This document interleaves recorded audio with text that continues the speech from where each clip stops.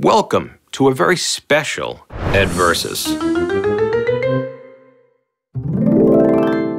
We are the only animal in nature to experience any degree of shame as it relates to going to the bathroom. Now, I don't know where the shame comes from. When I was about 4 years old, I was sitting on the potty and my babysitter walked in on me and just started giggling. It scarred me. I'm here to solve the shame, maybe have a shared moment together.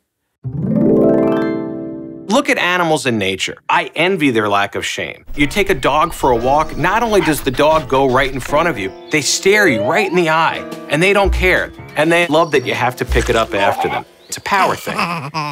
Look at a horse. Horses don't even break stride. You're just walking along, and the horse just starts doing its business like a Play-Doh fun factory or something. I'm nothing but jealous. I have not evolved there. I am what they would call a home toilet kind of guy. I will do anything I need to. I will change my choice of what I order in a restaurant. I will change my coffee schedule to maximize the possibility that I reach my home toilet. The worst situation for me is the idea of either having to use a public restroom or is having to use a restroom at a friend's house.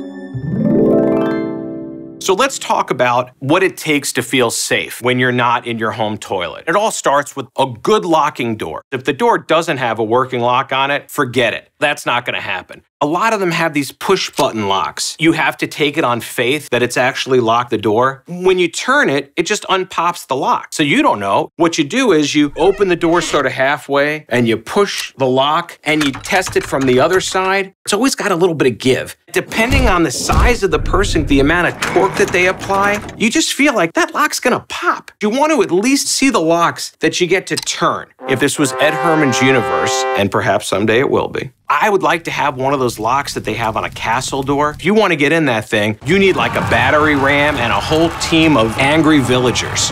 If you can put a moat in on top of that, all the better.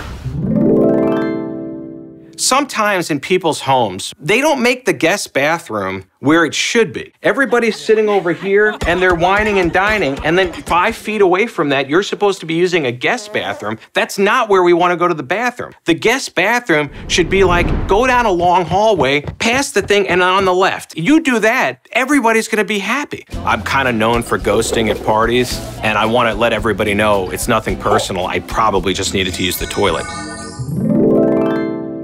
Avoid pocket doors. Here's the thing with the pocket door. You're almost begging to be walked in on. This is a mutually embarrassing situation. I have walked in on my mother-in-law while she was in the bathroom.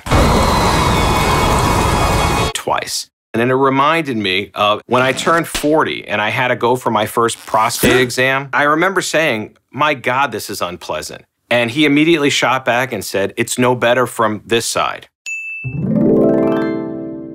Let's talk about public restrooms. Public restroom locks, the worst kind is the kind where it just has the one little round silver thing that comes out of the door that's supposed to magically find the little hole on the other side. So much can go wrong, and does, with this setup. We've all been in a situation where it's just coming up a little short. It's just not gonna have a hole. That thing at any moment, it hangs precariously, can slide in, slide out. You don't want that. Other times, the way that the architect has lined up the stalls, it allows for too big of a gap between the door and the door jamb. If that gap is wider than the width of an eyeball, at some point, as somebody walks by checking the stalls, you're gonna make eye contact with that person. And that is a horrible situation. If it's a partial eyeball, you can live in the belief that they didn't make eye contact with you. What you're looking for in a good stall is you want that sliding lock that goes right into the groove. You can start shaking that door like you're trying to break out of prison.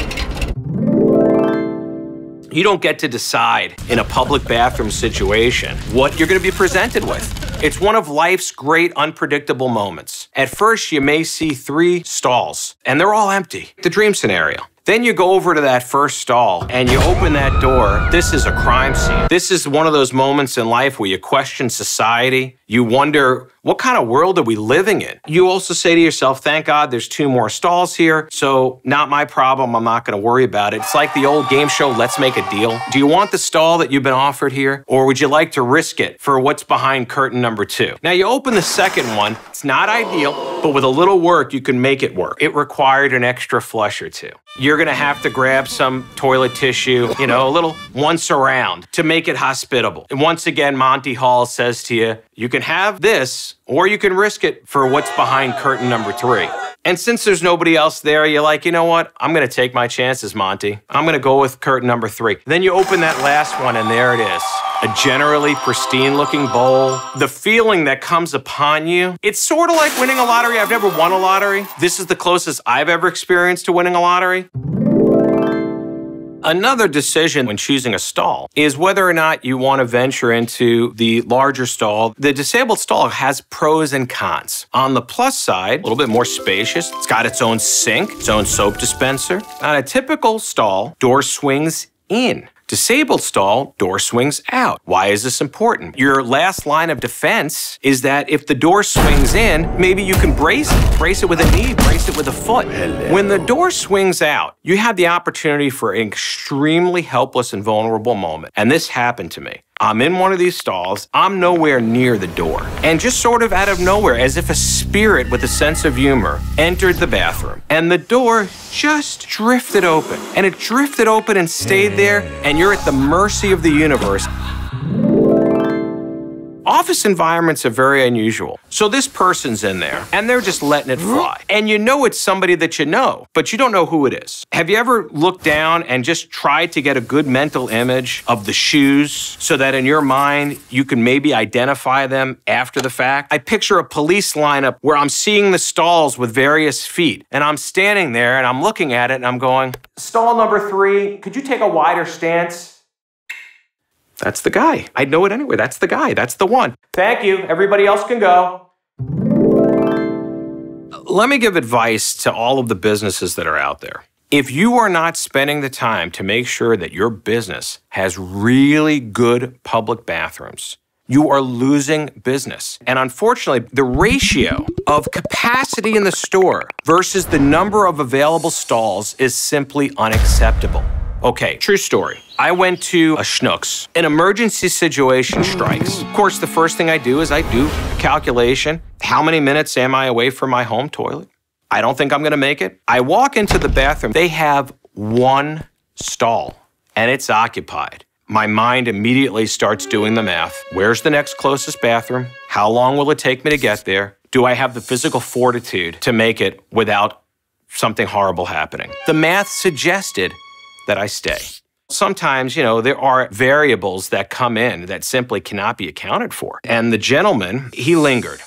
And I couldn't hear anything going on that was suggesting progress. I felt guilty listening for it. I felt I had no other alternative. I had to decide, do I stay in the bathroom? I could be delaying his action. So I'm gonna wait outside. Well, what if some other guy comes in and kind of skips me in line, and now he thinks he's gonna take stall precedence? There has to be a point at which the body's gonna do what it does, and it doesn't care about society's rules. And you start asking yourself, how close am I to that point? But mostly what you start asking yourself are the religious questions. Is there a God? And if there is a God, what kind of help can he or she provide to me in this particular moment? So I finally go back in, and he said, how you doing? And I thought, well, this is the weirdest thing in the world because nobody talks to each other through bathroom doors, least of all strangers.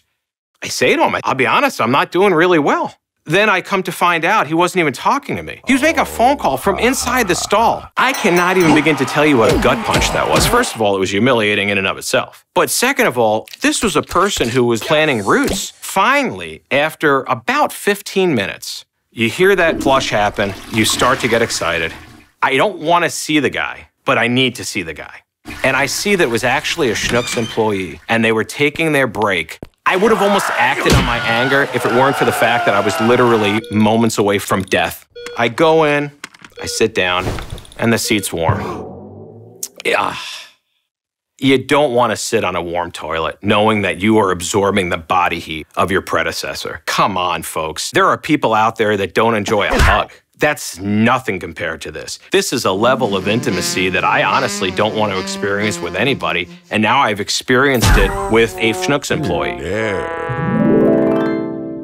sometimes when you do that mental math and you have to decide, I'm going for that home toilet. We tell ourselves, you know, if God forbid I have an accident, at least let it be in my car. Nobody's going to be around. I can clean the car. I can sell the car if I need to. I can dump it in the woods and collect the insurance. I have options. Generally, you get to your home, and now comes the really fun part. The part that should really almost be set to music.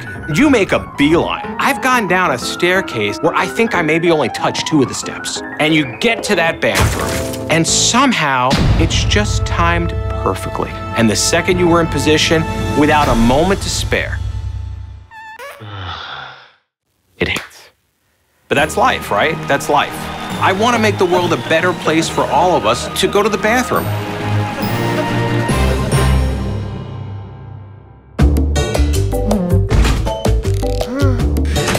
Ooh.